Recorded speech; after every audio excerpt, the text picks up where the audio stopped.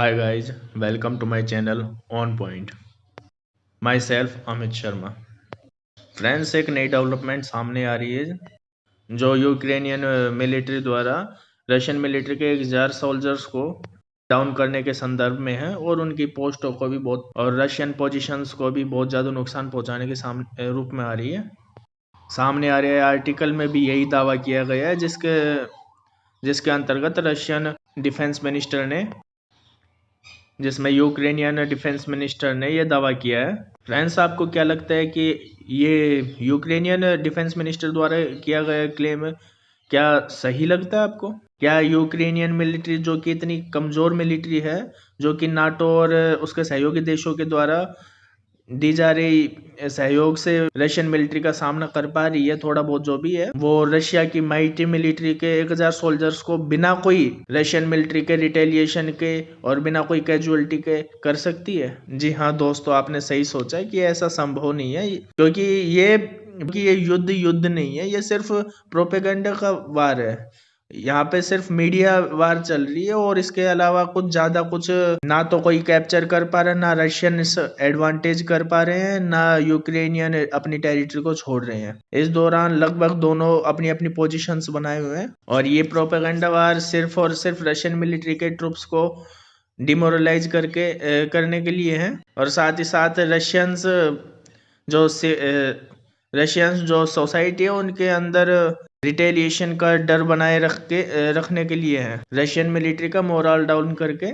Ukraine के सहयोगी देशों द्वारा उसको ज़्यादा हेल्प प्रोवाइड करके यूक्रेन द्वारा खोया हुआ अपना टेरिटरी दोबारा रिकैप्चर करवाने के चक्कर, जिससे रशियन मिलिट्री का मोरल डाउन हो सके, जिसके रिजल्ट में यूक्रेनियन मिलिट्री द्वारा जो टेरिटरी अपन युद्ध के दौरान खोई गई है उसको रिकैप्चर किया जा सके। इस युद्ध में यूक्रेन की सहायता यूएसए और उसके अलाइज नाटो के 30 कंट्री उसका साथ दे रही है, जो कि उसको हथियार प्रोवाइड करवाने, सिक्योरिटी जो कि डिफेंस इंटेलिजेंस के रूप में है, मीडिया वारफेयर के रूप में है, सैंक्शंस के रूप में है। यूक्रेन के इस युद्ध में नाटो और उसके सहयोगी देशों द्वारा की जा रही है, जिसमें यूएसए द्वारा अपने patriot missile defence system, M4 rifles, Germany द्वारा अपने पैंथर टैंक दिए जा रहे हैं जो कि 80 की संख्या में और 2024 में 100 की संख्या में और देने का वादा किया है। जर्मनी ने मैन पैड्स दिए थे जो man portable air defence system है, जिसमें जेवलिन मिसाइल का उपयोग किया जाता है और जो रशियन हेलीकॉप्टर्स के लिए एक काल साबित हुई है। यूएसए द्वारा MBRL जो कि multi barrel rocket system HIMARS है वो भी दिया गया है, जिसका यूक्रेन द्वारा बखूबी इस्तेमाल किया जा रहा है और रशियंस को मुंह तोड़ जवाब भी दिया जा रहा है कुछ हद तक। अब आप ये पूछोगे कि ये नाटो और नाटो के सहयोगी देश ये यूक्रेन की क्यों सहायता कर रहे हैं और है क्या ये? साथियों, मैं आपको बता देना चाहता हूँ, नाटो एक कलेक्टिव सिक्योरिटी ट्रीटी के तहत बनाई गई एक संस्था है, इंस्टीट्यूशन है, जिसका निर्माण 1949 में किया गया था यूएसए और उसके सहयोगी देश जैसे यूके, फ्रांस, जर्मनी द्वारा। इसका मुख्य उद्देश्य अपने सहयोगियों की रक्षा करना और एक दूसरे की सुरक्षा का वादा करना। मेनली तो ये रशियंस जो यूएसएसआर था, सोवियत संघ, उसके खिलाफ बनाया गया था द्वितीय विश्व युद्ध के बाद में, जिससे बाइपोलर वर्ल्ड में रशियंस के जो इफेक्ट प्रभाव है उसको कम किया जा सके। इसकी full form North Atlantic Treaty Organization है। ये एक 30 देशों का समूह है जिसमें 28 यूरोपियन यूनियन के देश हैं और 2 नॉर्थ अमेरिका के, जिनमें कनाडा और यूएसए शामिल है। रशिया और यूक्रेन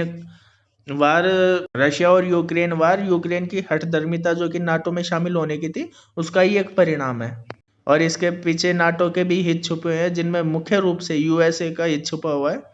जो रशियन टेरिटरी के बिल्कुल नजदीक अपने सैन्य बेस खड़ा करना चाहता है। और यूएसए की इसी हरकत ने ये अटैक करने के लिए, संभवतः ये अटैक करने के लिए उकसाया है। जियोपॉलिटिक्स में रशिया को अलग थलग करने के लिए यूक्रेन और उसके सहयोगी जो नाटो देश है उनके द्वारा ये अफवाह फैलाई जा रही है कॉलोनियल